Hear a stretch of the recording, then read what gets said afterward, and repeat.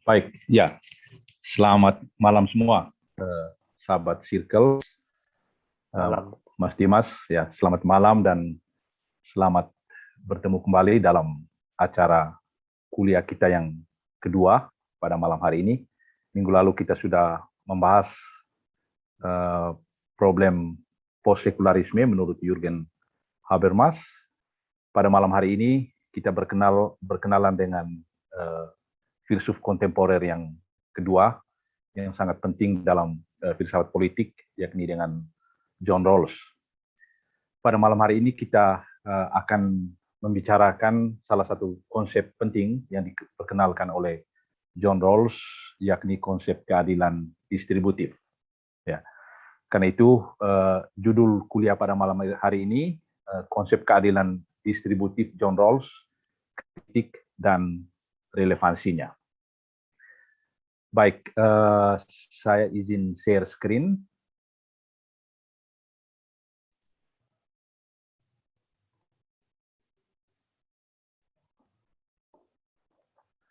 Ya, jadi sekali lagi konsep keadilan distributif John Rawls, kritik dan relevansinya untuk kehidupan bersama. Alur kuliah kita malam ini saya atur seperti ini, ya. Yang pertama itu pendahuluan. Dalam pendahuluan saya akan memperkenalkan apa itu konsep keadilan secara umum. Kemudian pada bagian kedua kita akan melihat secara khusus pandangan John Rawls tentang keadilan distributif. Bagian ini akan dibagi ke dalam 3. Yang pertama, gambaran umum tentang pemikiran John Rawls. Yang kedua, tentang konsep keadilan sosial dan masyarakat yang tertata secara baik, atau apa yang John Rawls sendiri rumuskan dengan well-ordered society. Lalu bagian ketiga, kita akan melihat konsep tentang posisi asali atau original position, kontrak, dan prinsip keadilan. Kemudian bagian ketiga, kita akan mendiskusikan pandangan John Rawls, karena tulisan John Rawls ini mendapat tanggapan dari banyak pemikir yang lain, dan dalam kuliah ini saya akan membatasi diri pada 2 kritikan. Yang pertama itu kritik dari kelompok libertarian atau kaum libertarian yang diwakili oleh Robert Nozick. Kemudian yang kedua, kritik dari kaum komunitarian yang diwakili oleh Michael Sandel. Tapi pemikiran Michael Sandel tidak akan saya bahas secara panjang lebar karena sudah dibicarakan dalam kuliah Circles pada tahun yang lalu. Lalu pada bagian terakhir, penutup, dan saya akan coba menarik sejumlah relevansi dan kesimpulan untuk konteks diskusi tentang keadilan sosial di Indonesia. Apa itu keadilan? Salah satu definisi yang paling tua tentang keadilan pernah dirumuskan oleh seorang pengarang berkebangsaan Romawi bernama Ulpianus. Ulpianus merumuskan atau mendefinisikan keadilan sebagai to give everybody his own, atau memberikan kepada setiap orang apa yang menjadi haknya. Jadi keadilan mengungkapkan relasi hak dan bukan relasi karitatif. Hak dari subjek yang harus mendapatkan keadilan dan kewajiban dari institusi yang harus memenuhi keadilan tersebut. Berdasarkan definisi ini, biasanya secara umum keadilan itu atau konsep keadilan memiliki 3 ciri esensial. Yang pertama, keadilan selalu terarah kepada orang lain. Artinya, kalau hanya ada satu orang di muka bumi ini, maka tidak relevan bicara tentang keadilan. Jadi keadilan selalu mengandaikan ada orang lain. Selalu dibicarakan dalam konteks relasi sosial. Itu ciri yang pertama. Ciri yang kedua, keadilan menuntut sebuah keharusan atau imperatif, ya, sebab keadilan selalu berkaitan dengan hak yang menjadi salah satu ciri esensial. Keadilan sebagai sebuah hak itu berbeda dari tindakan karitatif. Ya. Keadilan itu harus dijalankan karena dia berkaitan dengan hak, sedangkan tindakan karitatif itu tidak harus dijalankan. Ya. Misalnya kalau saya mempekerjakan seseorang sebagai majikan, maka saya harus membayar gaji pegawai atau karyawan saya secara adil sesuai dengan kontrak yang berlaku dan tidak ada tawar-menawar. Sedangkan kalau misalnya saya bertemu dengan seorang pengemis di jalan, lalu meminta uang dari saya, kebetulan saya punya uang, hari ini saya boleh memberinya uang. Tapi kalau misalnya besok saya bertemu lagi dengan pengemis yang sama, dan kebetulan saya tidak punya uang, maka saya dapat saja tidak memberinya. Jadi relasi antara saya dengan pengemis adalah relasi karitatif yang tidak harus saya penuhi. Mungkin sebagai orang beragama kita merasa bersalah karena tidak membantu pengemis. Tapi kesalahan itu tidak berada pada level hukum, melainkan level moral semata. Lalu ciri yang ketiga, keadilan berarti tuntutan akan persamaan. Keadilan mewajibkan kita untuk tanpa kecuali memberikan kepada setiap orang apa yang menjadi haknya atau apa yang harus didapat. Karena itu dalam ilmu hukum, tapi juga filsafat hukum dan filsafat politik, ya, keadilan itu biasa dilambangkan oleh atau dengan Dewi Justitia. Dewi Justitia itu matanya tertutup, ya, memegang timbangan, dan mata yang tertutup ini menggambarkan prinsip netralitas keadilan itu. Jadi dia memperlakukan setiap orang secara sama, tanpa memperhatikan atau memandang perbedaan kelas, diskriminasi, perbedaan kelas, etnis atau agama. Ya, jadi keadilan memperlakukan atau mewajibkan kita untuk memperlakukan orang secara sama. Keadilan distributif merupakan salah satu model dari teori keadilan di samping teori-teori keadilan yang lain seperti misalnya keadilan legal dan keadilan komutatif. Keadilan legal itu bersifat vertikal karena mengatur relasi antara individu dan atau kelompok masyarakat dengan negara. Ya. Keadilan legal juga memastikan bahwa setiap orang atau kelompok masyarakat mendapat perlakuan yang sama di depan hukum atau berdasarkan hukum yang berlaku.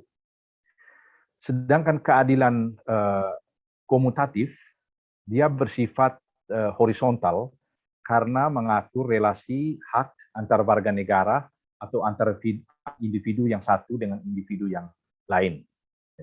Keadilan komutatif memberikan jaminan agar relasi horizontal antar warga negara tersebut tidak merugikan hak satu sama lain. Ya, misalnya kalau saya meminjam barang dari teman saya punya kewajiban untuk mengembalikannya. Atau saya tidak boleh mencuri misalnya. Itu berkaitan dengan prinsip keadilan komutatif, tapi juga akan berhubungan dengan prinsip keadilan vertikal juga. Apa itu keadilan distributif? Keadilan distributif berkaitan dengan persoalan pembagian benefits dalam bidang ekonomi. Prinsip keadilan distributif mewajibkan negara untuk membagi segalanya dengan cara yang sama kepada para anggota masyarakat. Di antara hal-hal yang dibagi oleh negara itu ada hal-hal yang menyenangkan, itu benefits, ya, tapi juga ada hal-hal yang membebankan. Ya, yang menyenangkan itu misalnya kalau mendapat hibah atau mendapat subsidi dari negara, ya, hal-hal yang membebankan misalnya kewajiban membayar pajak, dan kewajiban itu harus didistribusi secara adil.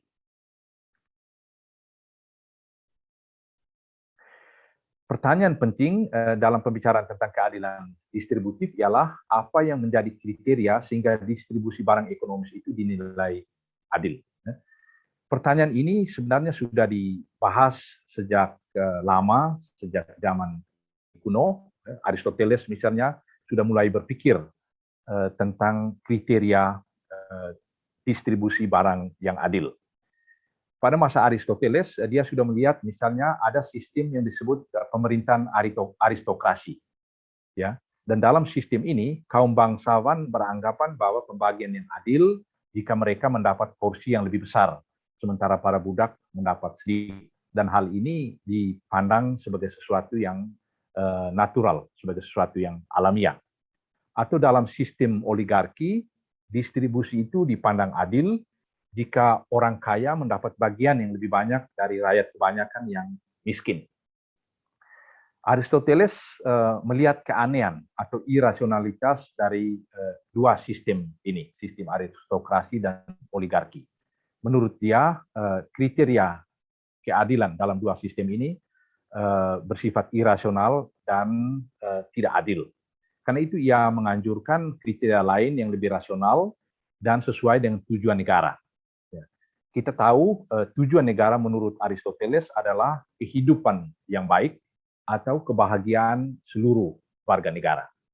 Dan distribusi ekonomi karena itu dianggap adil jika didasarkan pada jasa atau prestasi warga negara dalam berkontribusi untuk mencapai tujuan negara tersebut. Karena itu menurut Aristoteles sesuatu itu adil kalau orang mendapatkan benefits atau beban berdasarkan prestasi yang dia kontribusikan ke negara ya, untuk mencapai tujuan negara tadi.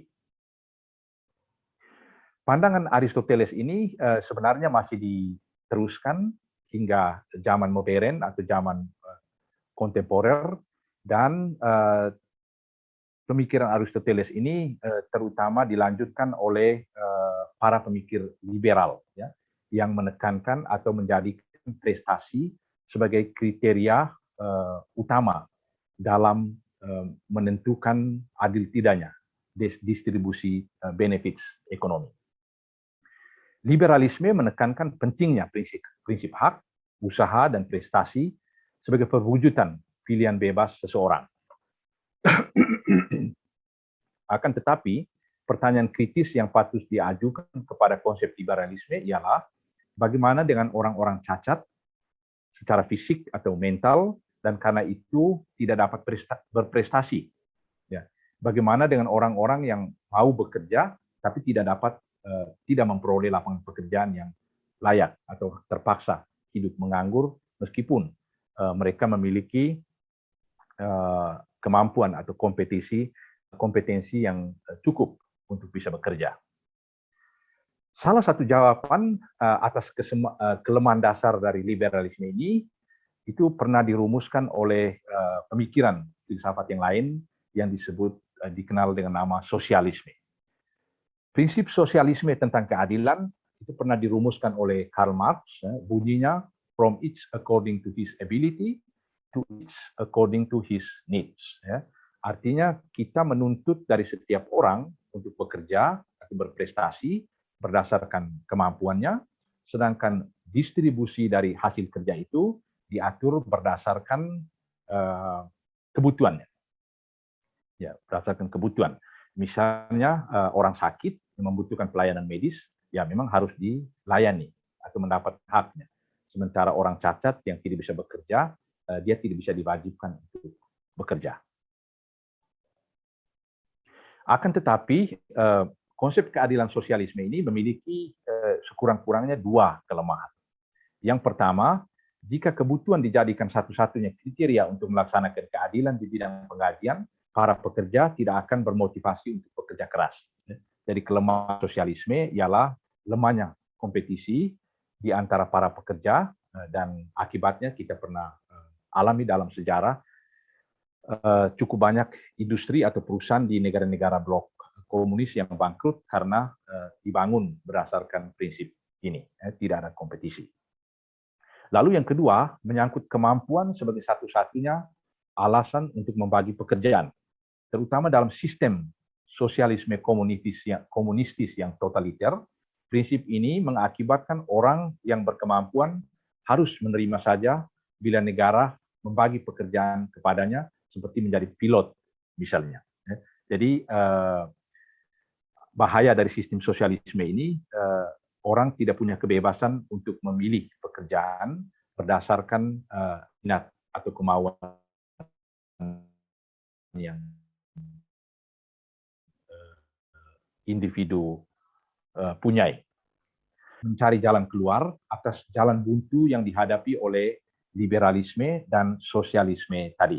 Liberalisme yang terlalu menekankan kompetisi dan prestasi sehingga mengabaikan solidaritas dan keadilan sosial, sedangkan sosialisme yang terlalu menekankan kebersamaan dan akibatnya mengabaikan kebebasan individu dan kompetisi dan berakibat pada ambruknya sistem pasar atau sistem perusahaan yang dibangun atas dasar kompetisi.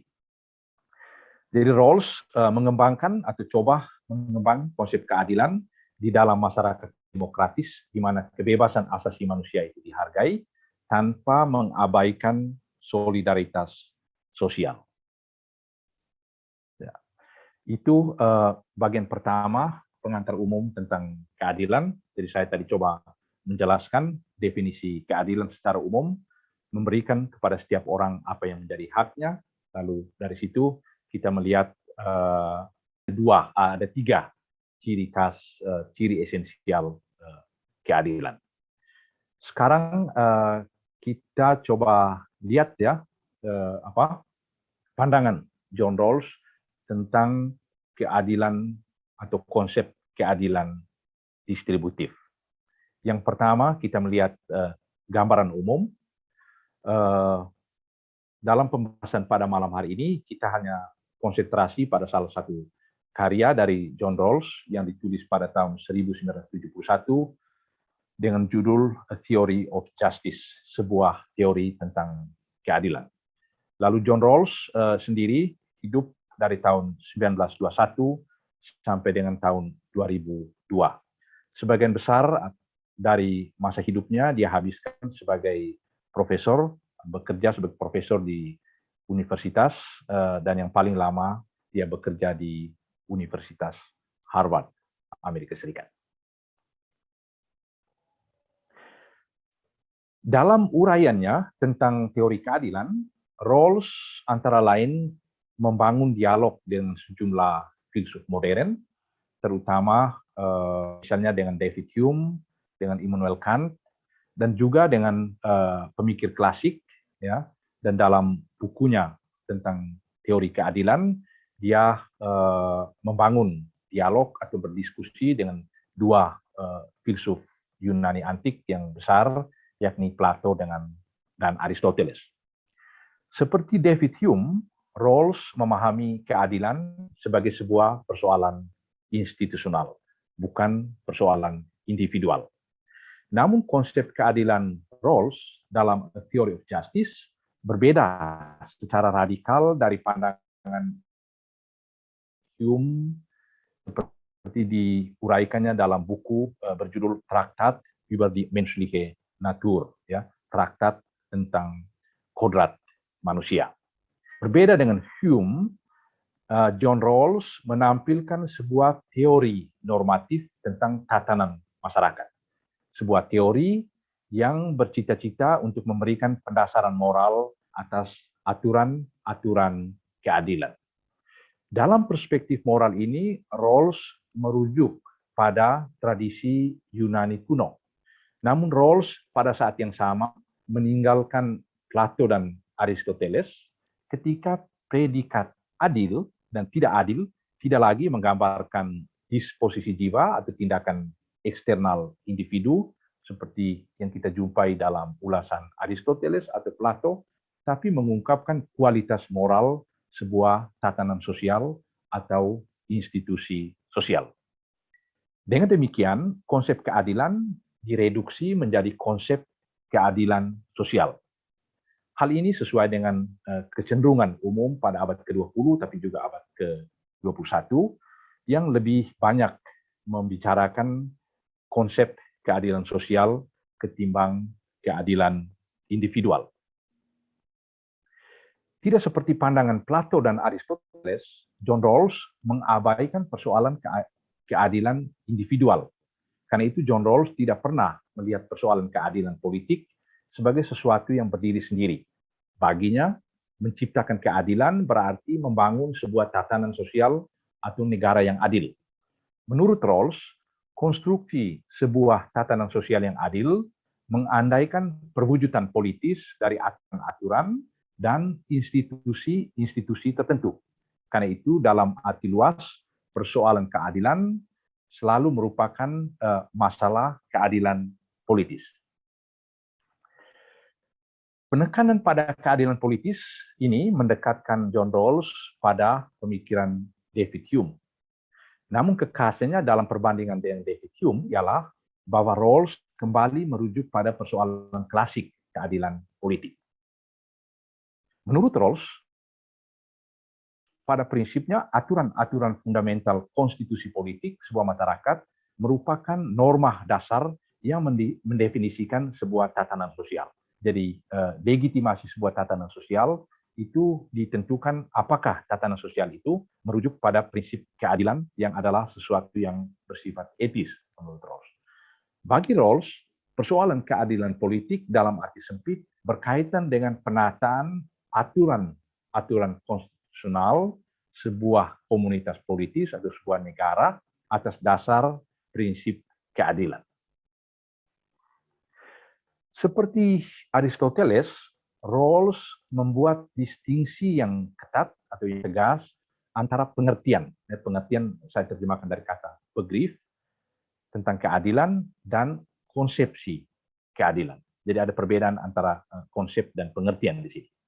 Namun berbeda dari Aristoteles, Rawls tidak berminat pada uraian tentang pengertian atau definisi keadilan, melainkan pada pertanyaan bagaimana wajah konsep keadilan yang nilai universal dan memenuhi syarat-syarat rasional tersebut mewujudkan dirinya secara sosial. Jadi dia tidak bertanya tentang bagaimana ciri masyarakat individu yang adil atau negara yang adil. Yang dia pertanyakan ialah syarat-syarat institusional atau syarat-syarat aturan ya normatif sehingga sebuah institusi, sebuah negara itu kita katakan adil. Dalam seluruh uraiannya, Rawls mereduksi persoalan keadilan sosial kepada keadilan distributif. Jadi kalau bicara tentang keadilan sosial, untuk Rawls adalah keadilan distributif. Karena itu kita tidak akan menjumpai uraian tentang keadilan kompensatoris misalnya, atau keadilan pertukaran yang adil di dalam uraian John Rawls. Oke, saya tunjukkan secara singkat ya garis besar pembagian dari buku A Theory of Justice. Ada 3 bagian di sana. Bagian pertama bicara tentang teori, bagian kedua tentang institusi, bagian ketiga itu tentang tujuan. Dalam bagian teori kita akan berkenalan dengan pandangan John Rawls tentang keadilan dan fairness, prinsip-prinsip keadilan, dan original position atau posisi asali. Lalu pada bagian institusi, Rawls membahas kebebasan yang setara untuk semua, masalah distribusi, persoalan kewajiban dan kewajiban. Kemudian pada bagian ketiga, tujuan-tujuan, Rawls berbicara tentang yang baik, ya, the good, dan yang rasional. Kemudian pada bagian kedua itu tentang makna keadilan. Baik, sekarang saya memasuki bagian kedua dari uraian ini, ulasan saya. Bagian kedua ini diberi judul keadilan sosial, maksudnya keadilan distributif dan masyarakat yang tertata secara baik, atau dalam term yang digunakan oleh Rawls sendiri, well-ordered society. Rawls mengulas alasan mengapa persoalan keadilan itu muncul dengan cara menghubungkan syarat-syarat subjektif dan objektif hidup manusia. Ya, jadi dia bertanya mengapa kita bicara tentang masalah keadilan, dan dia untuk menjawab pertanyaan ini dia menghubungkan syarat-syarat subjektif dan objektif hidup manusia yang memungkinkan pembicaraan tentang keadilan. Salah satu syarat objektif pembicaraan tentang keadilan menurut Rawls adalah keterbatasan resources yang hanya diminimalisasi namun tidak dapat dihilangkan sama sekali lewat kerjasama. Ya. Jadi kita hanya bisa bicara tentang keadilan menurut Rawls kalau resources terbatas. Ya. Karena itu tidak relevan misalnya kita bicara tentang distribusi yang adil air laut. Ya. Air laut itu kan jumlahnya tidak terbatas, karena itu tidak ada pembicaraan tentang atau diskusi yang serius tentang distribusi yang adil air laut. Sedangkan syarat subjektif persoalan keadilan adalah egoisme. Artinya, setiap individu selalu mengutamakan kepentingan dan tujuan-tujuan sendiri dan mengabaikan kepentingan dan tujuan dari orang lain. Saya kira itu jelas kita alami. Ya. Kalau barang itu sangat kita butuhkan, maka yang dipikirkan pertama ialah bagaimana barang itu digunakan untuk kebutuhan saya, baru kita memikirkan kepentingan orang lain. Sementara itu di sisi lain, syarat-syarat objektif keadilan menciptakan kemungkinan bagi setiap individu untuk merasa tertarik bekerja sama dengan yang lain, dengan orang lain. Ya. Lalu di sisi lain, syarat-syarat subjektif menciptakan kondisi di mana eksistensi komunitas selalu berada dalam bahaya karena kepentingan-kepentingan individu dalam distribusi benefits dari kerjasama selalu bertabrakan. Karena itu secara singkat dapat dirumuskan sebagai berikut. Ya. Persoalan mendasar dalam pembicaraan tentang keadilan adalah sebagai berikut. Ya. Individu-individu yang egoistis mengajukan tuntutan yang bertentangan satu sama lain atas hasil yang terbatas, namun sangat penting dari proses kerjasama, di mana setiap individu berkepentingan pada realisasi hasil kerja sama tersebut. Jadi ada resources yang terbatas, yang egoistis, tapi juga punya kesadaran bahwa mereka hanya bisa memenuhi kebutuhan bertahan hidup kalau mereka menjalin kerjasama. Dan dalam kerjasama itu mereka mau mendapatkan hasilnya untuk dapat bertahan hidup. Jadi itu asumsi yang ada atau hipotesa yang harus diterima kalau kita mau berbicara tentang keadilan secara rasional. Kita lihat definisi tentang masyarakat menurut Rawls. John Rawls mendefinisikan masyarakat sebagai sebuah usaha sistemik kerjasama, usaha sistem kerjasama demi mencapai keuntungan timbal balik antara anggota. Bertolak dari definisi ini, Rawls merumuskan persoalan keadilan sebagai berikut. Di satu sisi, setiap individu memiliki kepentingan untuk menjalin kerjasama dengan yang lain.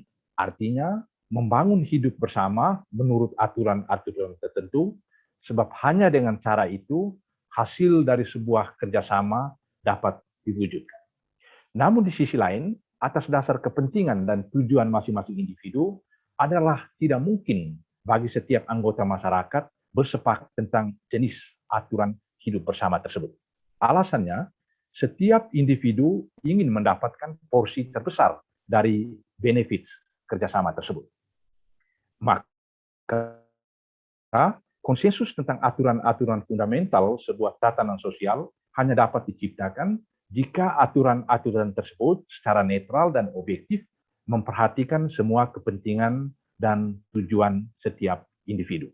Atau dengan kata lain, jika konsensus tersebut dibangun atas prinsip,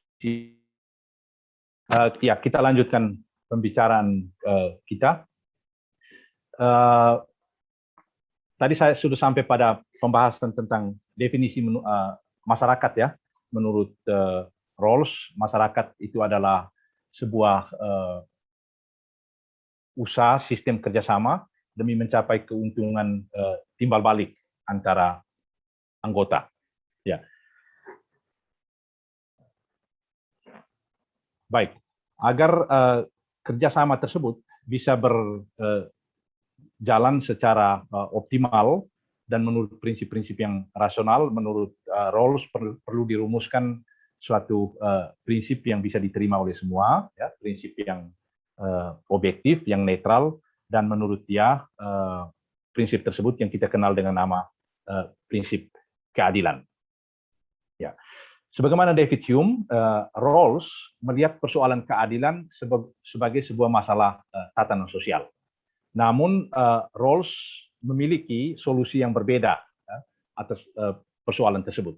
Jika David Hume melihat solusi persoalan keadilan sebagai sesuatu yang bersifat individual, maka Rawls melihat solusinya pada keutamaan yang ditampilkan oleh institusi-institusi sosial.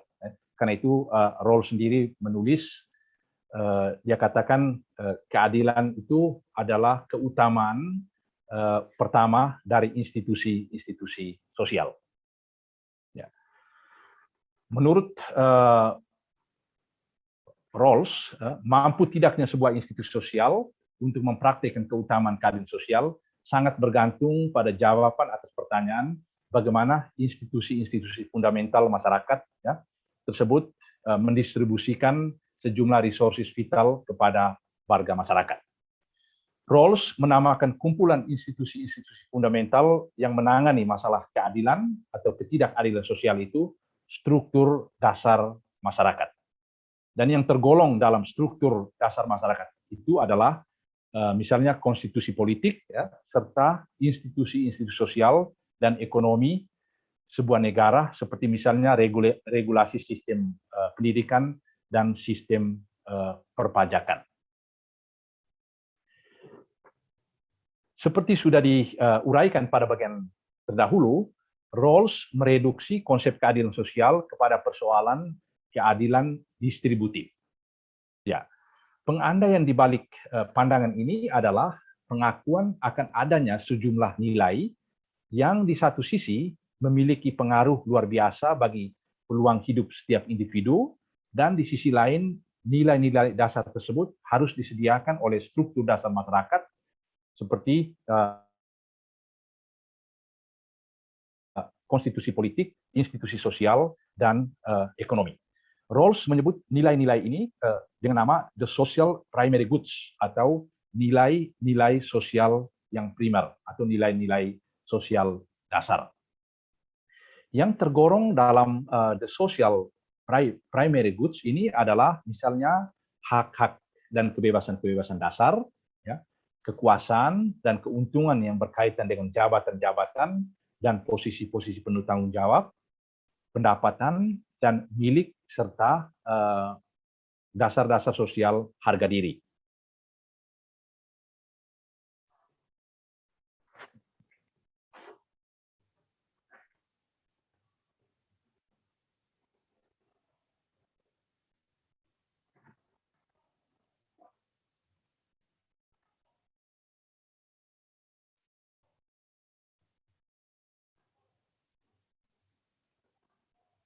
Halo? Ya, silakan Pak Ter. Sempat terputus Masih ya? tadi. Ya, Oke. silakan. Ya. Ya.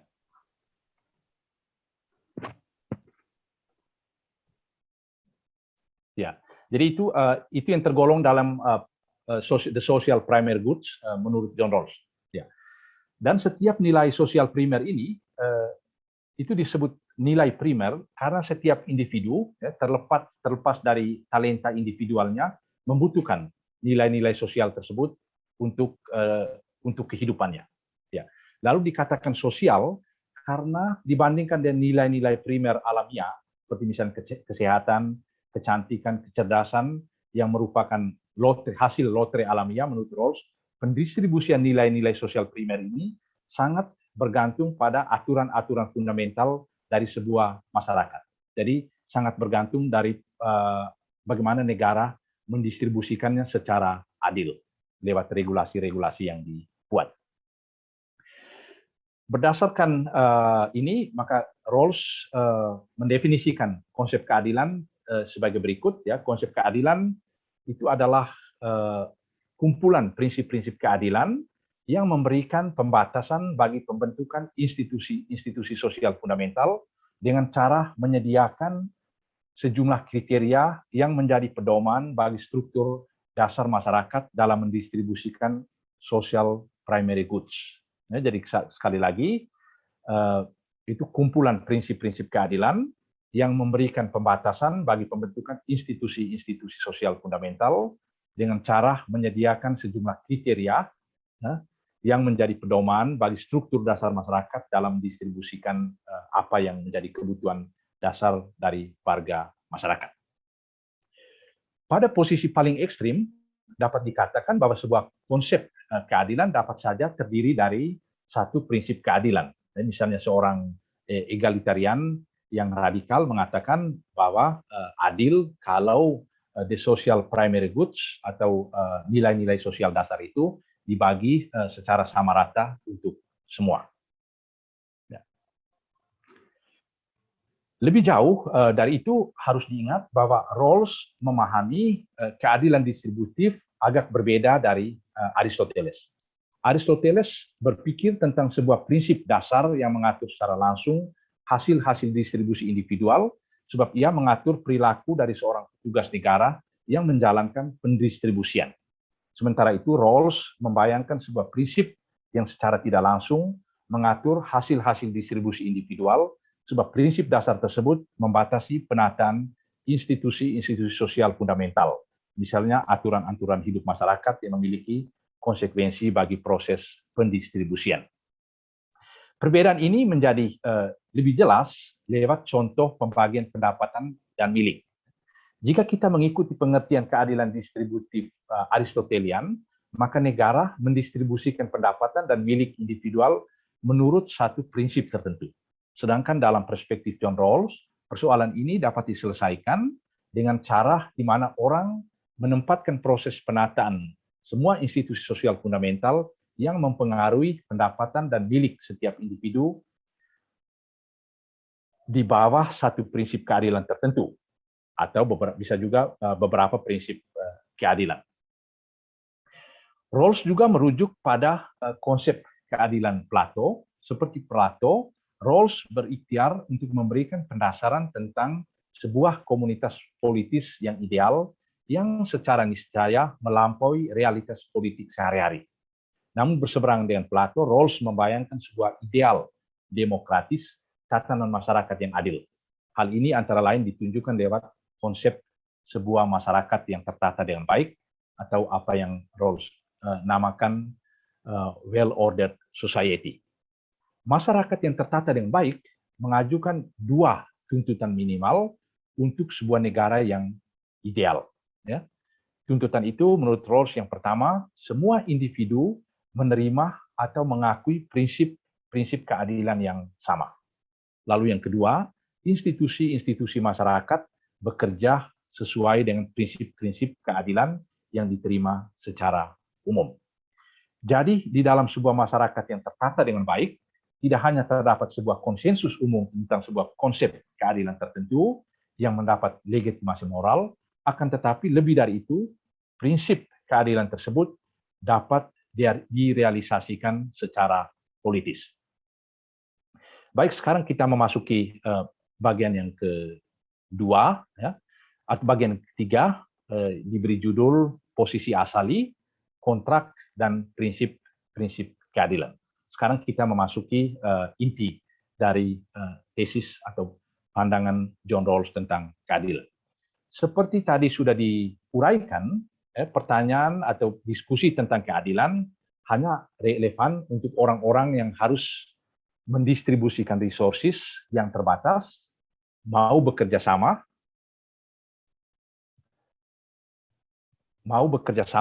namun tidak bersikap altruis atau egois murni, dan mencita-citakan rencana hidup yang berbeda. Pertanyaan yang perlu dijawab, atas dasar syarat-syarat ini, bagaimana kita harus merumuskan prinsip-prinsip keadilan. Menurut Rawls, prinsip keadilan itu hanya bisa dirumuskan kalau manusia itu berada pada posisi asali. Ya. Dalam posisi asali itu kita atau setiap individu membayangkan suatu situasi tanpa negara, mengkonstruksikan sebuah kondisi di mana orang-orang yang bebas dan setara berdiskusi untuk menata secara adil tatanan hidup bersama. Konstruksi dalam posisi asali ini menghasilkan sebuah prinsip hidup bersama yang fair.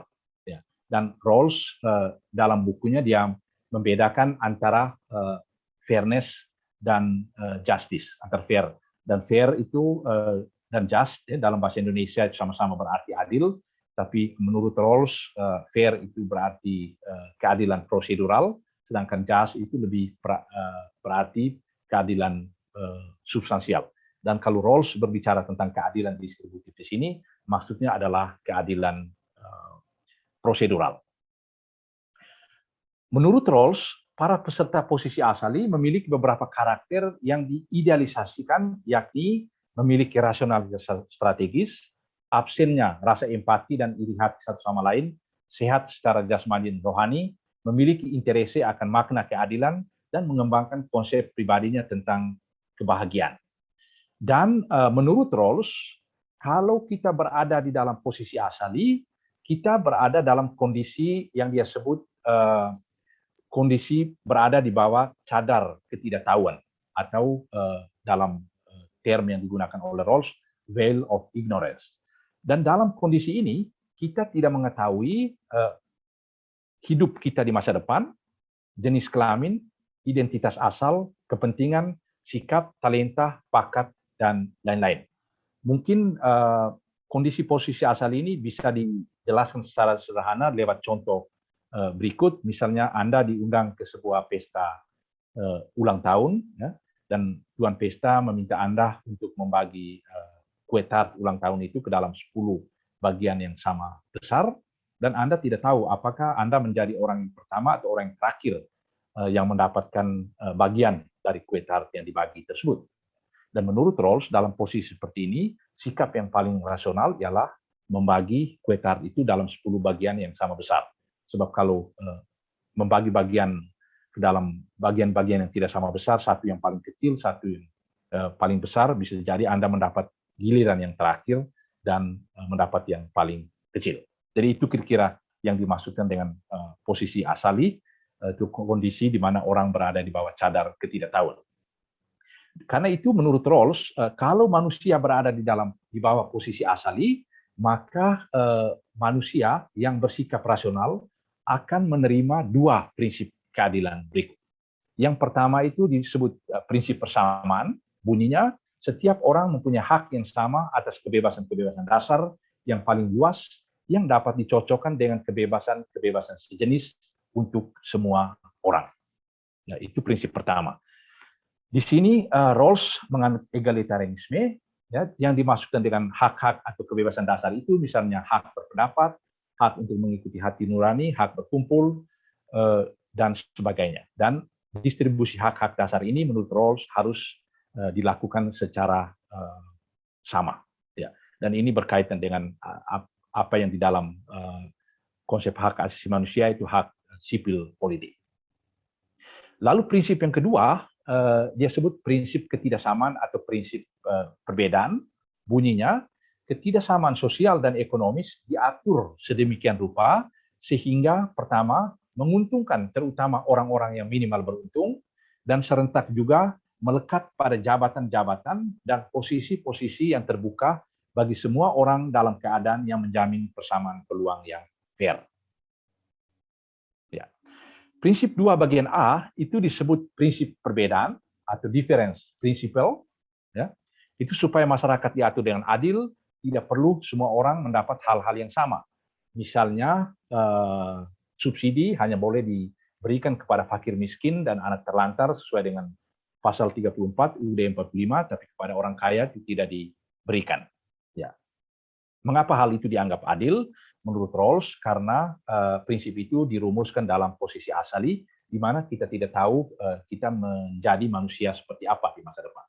Dengan prinsip perbedaan ini, Rawls sebenarnya meletakkan apa yang disebut dengan landasan etis untuk konsep welfare state atau negara kesejahteraan modern. Prinsip kedua bagian B itu disebut prinsip persamaan peluang yang fair. Adanya jabatan atau posisi penting mengakibatkan juga ketidaksamaan dalam masyarakat. Sudah dari sedia kala, jabatan-jabatan tinggi sangat didambakan orang bersama fasilitas dan privilegi yang melekat padanya. Hal ini tidak boleh dianggap kurang adil, asalkan jabatan dan posisi itu pada prinsipnya terbuka untuk semua orang. Antara prinsip-prinsip di atas yang tadi saya sudah ulas, terdapat hubungan. Prinsip pertama, kebebasan yang sedapat mungkin sama, harus diberi prioritas mutlak. Prinsip ini tidak pernah boleh dikalahkan oleh prinsip-prinsip lain. Keuntungan ekonomis tidak dapat dijadikan dasar legitimasi untuk melanggar hak-hak dasar. Sedangkan prinsip persamaan peluang yang fair harus ditempatkan di atas prinsip perbedaan.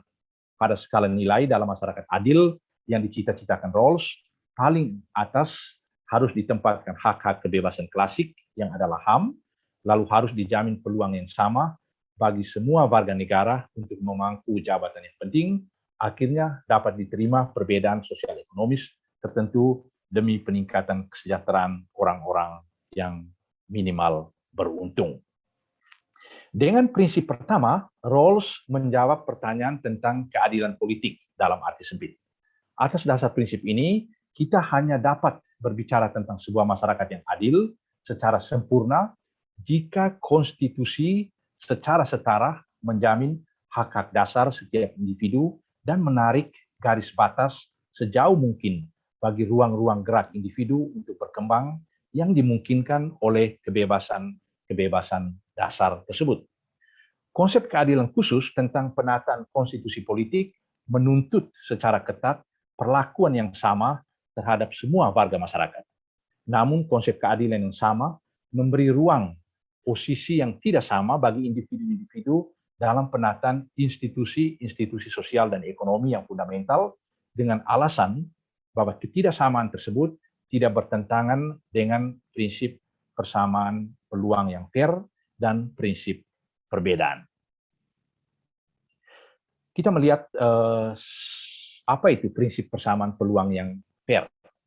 Prinsip persamaan peluang yang fair menjelaskan bahwa dua individu yang memiliki kompetensi alamiah yang sama serta kesediaan yang sama untuk mengembangkan dan menggunakan kemampuan tersebut harus memiliki peluang secara statistis yang sama untuk menempati sebuah posisi atau sosial atau pekerjaan yang mensyaratkan kemampuan dimaksud.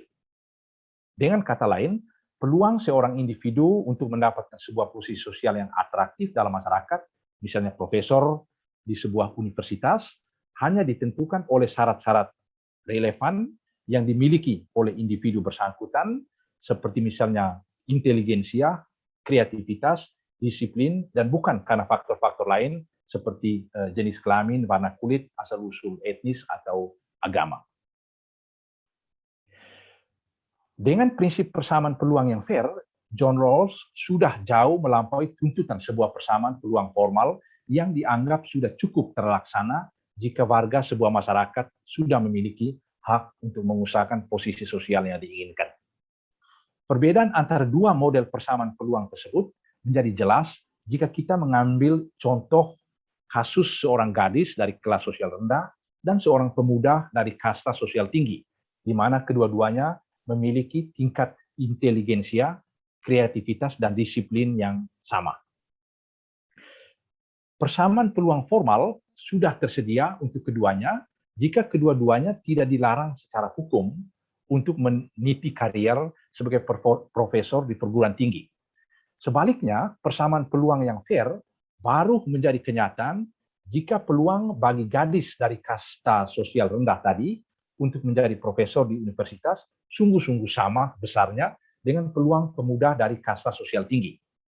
Guna menciptakan persamaan peluang yang fair, harus diambil sejumlah kebijakan institusional afirmatif khusus yang melampaui sekadar larangan hukum terhadap praktik diskriminasi sewenang-wenang. Kebijakan afirmatif ini memungkinkan terwujudnya kondisi bahwa penempatan posisi dan jabatan atraktif tertentu hanya ditentukan oleh faktor-faktor yang sungguh relevan untuk tugas tersebut. Tujuan dari kebijakan afirmatif tersebut ialah memberi peluang yang sama bagi setiap warga negara untuk membentuk dan mewujudkan kompetensi-kompetensi yang relevan guna mendapatkan posisi atau jabatan yang menggiurkan dalam masyarakat. Seberapa jauh konsekuensi politis dari postulat persamaan peluang yang fair dapat ditunjukkan lewat contoh berikut. Kita yakin bahwa dengan kondisi persamaan peluang yang formal saja, peluang substansi gadis dari kasta rendah tadi untuk mengembangkan dan mewujudkan talenta dan bakatnya lebih kecil dibandingkan dengan pemuda yang berasal dari kelas sosial yang tinggi. Alasannya, orang tua si gadis tidak memiliki uang cukup untuk membiayai pendidikan. Lebih dari itu, dibandingkan dengan si pemuda dari kasta tinggi, si gadis akan banyak kehilangan waktu untuk urusan kehamilan dan memelihara anak, karena dia adalah seorang perempuan. Politik persamaan peluang yang fair harus mengkompensasi kekurangan dari gadis atau perempuan tadi. Caranya ialah, negara harus memberikan beasiswa kepadanya yang berasal dari kebijakan pajak progresif yang diterapkan oleh negara. Di samping itu, politik juga harus menciptakan kebijakan yang fair sehingga seorang perempuan dalam kompetisi dengan seorang laki-laki yang memiliki kualifikasi yang sama tidak dirugikan hanya karena alasan kehamilan atau mengurus anak. Kompeten paling original dari konsep keadilan khusus adalah prinsip perbedaan. Dengan prinsip ini, Rawls merumuskan secara lebih tepat maksim distribusi dalam konsep keadilan yang umum. Dalam kaitan dengan distribusi keuntungan sosial dan ekonomi, seperti misalnya kekuasaan, otoritas, pendapatan, dan kekayaan, prinsip perbedaan hanya membiarkan terjadinya ketidaksamaan jika ketidaksamaan itu memperbaiki posisi warga masyarakat yang minimal beruntung. Karena itu distribusi barang yang tidak sama selalu dipandang adil jika proses pengurangan ketidaksamaan berdampak pada penataan nilai-nilai primer yang lebih sedikit bagi orang-orang yang minimal beruntung. Maksim distribusi ini didasarkan pada pandangan bahwa posisi setiap individu mengalami perbaikan jika sebuah masyarakat membiarkan warga masyarakat yang lebih berbakat untuk meraih prestasi dan keuntungan khusus dengan catatan bahwa mereka membawa keuntungan bagi semua yang lain, terutama mereka yang minimal beruntung. Dalam kaitan dengan distribusi pendapatan, kebijakan ini merangsang orang untuk membayar pajak. Pada prinsipnya, legitimasi ketidaksamaan ekonomi dan sosial yang berkaitan dengan prinsip perbedaan bersumber pada posisi mereka yang minimal beruntung. Menurut prinsip ini, pendistribusian barang yang adil secara sempurna baru terwujud jika kesejahteraan dari warga masyarakat yang minimal beruntung tidak lagi ditingkatkan dengan cara mengubah kondisi dari kelas sosial yang lebih sejahtera atau mereka yang minimal beruntung mengalami kesejahteraan sehingga tidak membutuhkan bantuan atau subsidi dari negara lagi. Karena itu prinsip perbedaan menetapkan maksimalisasi kesejahteraan yang ketat bagi mereka yang minimal beruntung. Baik, sekarang saya memasuki bagian yang terakhir ya dari uraian saya. Kita melihat satu dua kritik atau diskusi tentang konsep keadilan distributif dari John Rawls ini. Di sini saya hanya membatasi diri pada dua kritikan. Kritikan yang pertama itu diajukan oleh kaum libertarian yang diwakili oleh Robert Nozick, lalu yang kedua sebentar dikemukakan oleh Michael Sandel dari kelompok komunitarian. Kritik Nozick atas konsep keadilan distributif Rawls ditulis dalam bukunya yang berjudul Energy, State, and Utopia. Buku ini ditulis pada tahun 1974. Karya ini menggambarkan paradigma politik libertarianisme.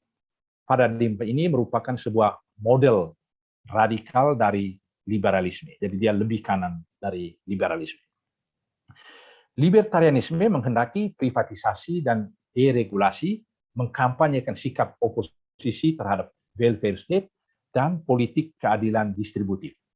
Libertarianisme berjalan beriringan dengan fenomena individualisme di Amerika Serikat seperti tampak dalam gerakan protes terhadap politik perpajakan progresif. Menurut Nozick, sistem welfare state sangat tidak efektif dan terlalu birokratis. Bahkan ia mencapnya sebagai sesuatu yang amoral. Salah satu tesis paling kontroversial dari buku ini ialah bahwa pemungutan pajak untuk tujuan pemerataan pendapatan disejajarkan dengan praktik perbudakan. Negara ideal adalah negara minimalis menurut Nozick. Tugas negara ialah melindungi hak-hak setiap warga. Negara tidak pernah boleh memaksakan warganya untuk membantu orang lain. Nozick berbicara tentang entitlement teori atau teori landasan hak sebagai basis legitimasi atas hak milik. Teori landasan hak berseberangan dengan teori keadilan Rawls dan teori-teori keadilan pada umumnya yang berorientasi pada hasil. Nozick menarik garis batas antara prinsip keadilan historis genetis, seperti yang dia kemukakan, dan prinsip hasil atau end result principles. Teori keadilan John Rawls itu dia kategorikan sebagai teori hasil akhir. Dan hasil akhir tersebut dilegitimasi dengan konstruksi cadar ketidaktahuan. Sementara itu teori landasan hak dipandang sebagai teori kepemilikan yang historis. Teori ini memberikan pendasaran atas konsep keadilan dengan menjelaskan bagaimana distribusi itu muncul. Jika distribusi lahir dari landasan hak, maka hal itu dianggap adil dan ini tidak bergantung pada hasil akhirnya. Dan menurut teori landasan hak dari Nozick, ada 3 jalan bagi manusia untuk mengklaim sesuatu sebagai hak miliknya. Yang pertama itu dia sebut prinsip acquisition, artinya seseorang memiliki atau berhak mengklaim sesuatu karena dia bekerja atau menginvestasikan sesuatu terhadap suatu benda atau dengan cara memproduksinya. Lalu yang kedua prinsip transfer, sesuatu itu menjadi milik saya karena saya mendapat hadiah dari orang lain. Kemudian yang ketiga, jalan yang ketiga, itu prinsip rectification of injustice, artinya hak kepemilikan atas suatu barang karena barang tersebut diperoleh kembali dari orang yang pernah mencuri atau merampoknya dari orang lain. Di sini kita lihat prinsip kepemilikan atau hak milik dari Robert Nozick itu jelas sangat historis, jadi saya bekerja menginvestasikan sesuatu karena itu barang itu menjadi milik saya mendapat hadiah dari seseorang, lalu saya mendapatkan kembali barang yang pernah dirampok di masa lalu. Prosedur kepemilikan atau memperoleh sesuatu itu jelas sangat historis. Struktur distribusi tidak menjadi minat perhatian Nozick dengan alasan tadi. Menurutnya struktur distribusi hanya menjadi penting jika barang-barang itu ibarat mana yang jatuh dari langit. Jika demikian, maka orang harus berpikir dengan pola mana ya barang-barang itu harus didistribusikan. Namun faktanya, barang-barang tersebut bukan mana yang jatuh dari langit, tapi memiliki asal-usul historis tertentu, yakni karena saya bekerja, mendapat hadiah, mendapat kembali barang yang direbut di masa lalu. Ya. Itu kritikan dari Robert Nozick, sehingga dia menolak konsep perbedaan yang dikemukakan oleh John Rawls tadi. Lalu yang kedua, kritik dari kelompok komunitarian yang diwakili oleh Michael Sandel, tapi saya tidak akan bahas secara panjang lebar karena sudah dibahas dalam kuliah tahun lalu. Jika Robert Nozick secara tegas menolak penerapan prinsip perbedaan Rawls atau konsep welfare state sebagai sebuah praktik perbudakan atau pemaksaan bagi orang-orang kaya, Michael Sandel justru melihat prinsip perbedaan sebagai sebuah jalan yang niscaya ditempuh guna menciptakan keadilan sosial. Keadilan sosial dirasakan semakin urgen di masa depan sebab kesenjangan sosial dan kerusakan ekologis lantaran penerapan paradigma pembangunan liberal kapitalistis di masa ini tidak akan mampu menawarkan solusi untuk masa depan. Lebih jauh dari itu, kritik atas konsep libertarian Nozick menunjukkan sejumlah kelemahan fundamental libertarianisme yang harus diatasi guna menciptakan sebuah tatanan masyarakat yang adil. Ya. Saya ingin mengemukakan 2 kelemahan utama dari konsep libertarianisme yang dikemukakan oleh Robert Nozick. Yang pertama, asumsi bahwa solusi pasar bebas lebih baik dari solusi yang ditawarkan oleh negara untuk segala persoalan tidak tepat. Negara dapat dan harus menciptakan pelayanan-pelayanan khusus yang sering bertentangan dengan kepentingan modal. Kantor pos misalnya harus tetap bekerja, juga kalau tidak mendatangkan profit. Kebutuhan-kebutuhan seperti pendidikan dasar, pelayanan kesehatan dasar, perawatan orang usia lanjut, dan lain-lain tidak dapat dibiarkan berjalan menurut mekanisme pasar bebas. Nampaknya kepercayaan Nozick pada pasar bebas di sini agak naif. Lalu yang kedua, Nozick mengandaikan begitu saja hak-hak individu dan tidak memberi pendasaran. Untuk itu Nozick merujuk pada John Locke. Hak-hak yang diandaikan oleh Nozick adalah hak-hak negatif. Akan tetapi Robert Nozick lupa kalau pemenuhan hak-hak negatif atau hak-hak liberal mengandaikan pengakuan akan hak-hak sosial.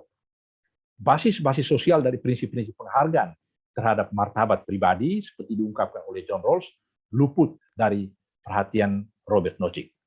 Prinsip penghargaan terhadap pribadi manusia tidak hanya berpijak pada apa yang dipikirkan setiap individu, ia juga bergantung dari pengakuan orang lain, dari basis-basis sosial yang disediakan oleh sebuah komunitas. Libertarianisme adalah filsafat politik untuk orang-orang kaya, terutama orang-orang kaya di Amerika Serikat. Ia tidak menawarkan sebuah ideal keadilan sosial yang dapat diterapkan secara universal.